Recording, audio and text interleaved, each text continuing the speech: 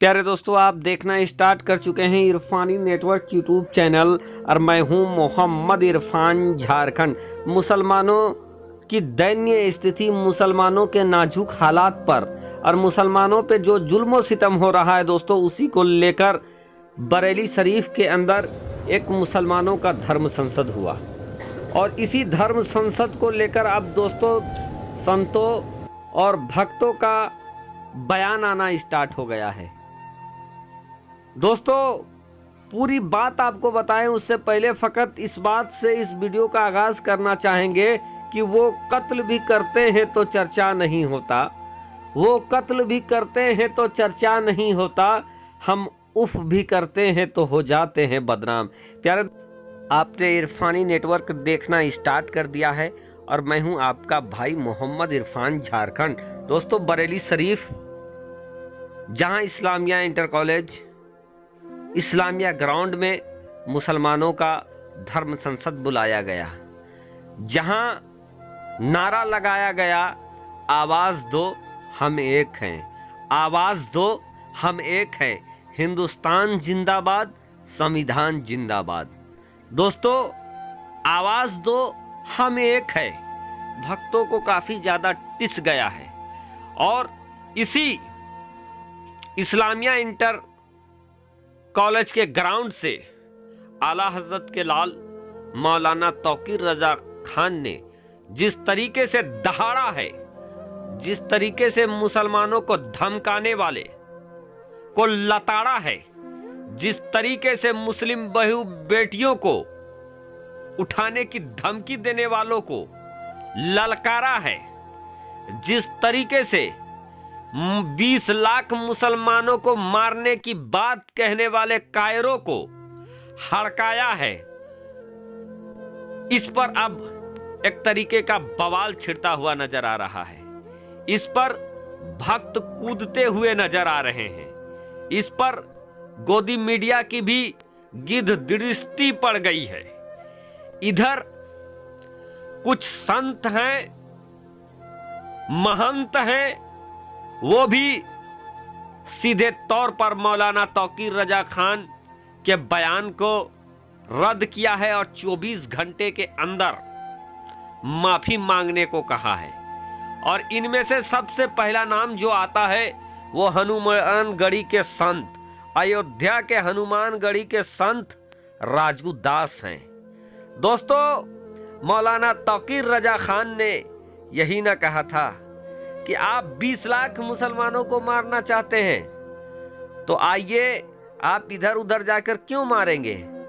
हम पहली किस्त के तौर पर 20,000 लोग बरेली शरीफ के इस्लामिया ग्राउंड में आते हैं और आप आइए और हम लोगों को मार दीजिए। अगर हमें मारने से देश में शांति होता है, अगर हमें मारने से देश की उन्नति होता है, अगर हमें मारने से देश में विकास होता है, अगर हमें मारने से देश की भूखमरी खत्म होती है और अगर हमें मारने से तुम्हारे नरभक्षी होने का सबूत मिलता है तो आइए और मुझे मार दीजिए, या अपने किसी भी एजेंसी को कह के हमें मरवा दीजिए, या तो फिर सरकार मुसलमानों के गद्दार, इस्लाम के खिलाफ षड्यंत्र रचने वाले पाखंडियों को गिरफ्तार करे। इसी पर टीस लग गया है लोगों को।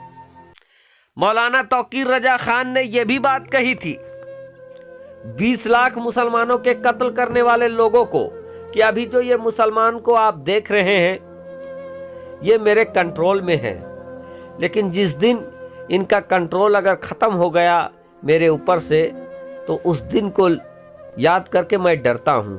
यकीनन सबसे पहले मैं मरूंगा, लेकिन बाद में आपके साथ भी क्या होगा आप भी इस बात को सोच लीजिए।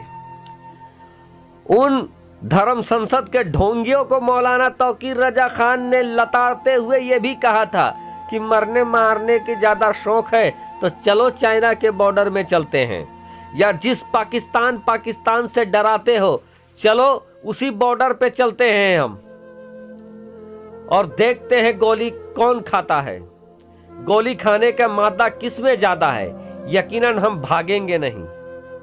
अब यही बातें उनको खलने लगी है, उन लोगों को खलने लगी है जो मुसलमानों को, जब 20 लाख मुसलमानों के कत्ल करने की बात कही जा रही थी, तब ये लोग जो खामोश थे, अब तौकीर रजा के बयान पर ये बोल उठे हैं। वो लोग मुसलमानों के कत्लो गारत की बात करते हैं तो उन्हें खामोशी से सुन लेते हैं।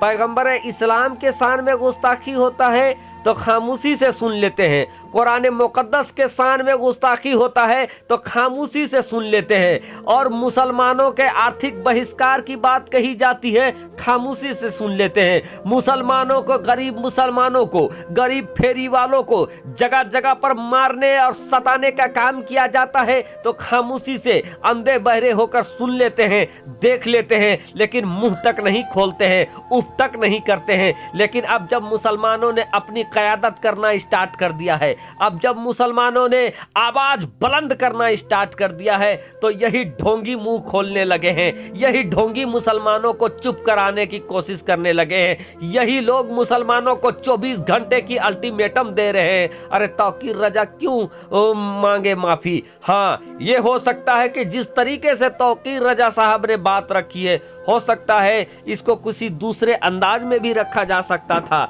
इससे मैं इत्तेफाक करता हूं। लेकिन आखिर तौकीर रजा को ऐसे बात करने के लिए भड़काया कौन, उकसाया कौन? और अगर आप कोई अमल करते हैं तो दुनिया का नीति है, किसी भी अमल का रद्द अमल होता है। आप लोगों को मारने की बात करेंगे तो कोई बचने की बात तो जरूर करेगा। देश का संविधान भी उसकी इजाजत देता है, सेल्फ डिफेंस का इजाजत कौन नहीं देता है? कानून भी लोगों को सेल्फ डिफेंस, अपने जान की रक्षा करने के अधिकार देता है। तो अगर तौकीर रजा ने मुसलमानों की जान की रक्षा की बात कही है, अगर मुसलमानों को सजग करने की बात कही है, तो आपको तकलीफ क्यों होता है? आप जब मुसलमानों के लिए आवाज नहीं उठाएंगे तो कम से कम मुसलमान भी तो आवाज उठाएंगे। तो ऐसे लोग जो तौकीर रजा को माफी मांगने के लिए कह रहे हैं, ऐसे लोग जो मुसलमानों को मारने और काटने की बात करते हैं, और वो लोग जिनके मुंह पे गुड़ जम जाता है लेकिन तौकीर रजा के ऊपर अभी बयानबाजी कर रहे हैं, ऐसे लोग जवाब दे कि आप उन लोगों के खिलाफ क्यों नहीं बोलते हैं? आप उन लोगों से माफी मांगने की तलब क्यों नहीं करते हैं? आप उनका रद्द क्यों नहीं करते हैं? आप उनका बायकॉट क्यों नहीं करते हैं? एक देश में, एक ही देश में रहने वाले अपने दूसरे धर्म के भाइयों के साथ ऐसा भेदभाव आप क्यों करते हैं? ये देश प्रेम हो नहीं सकता है, ये अपने धर्म का प्रेम है। देश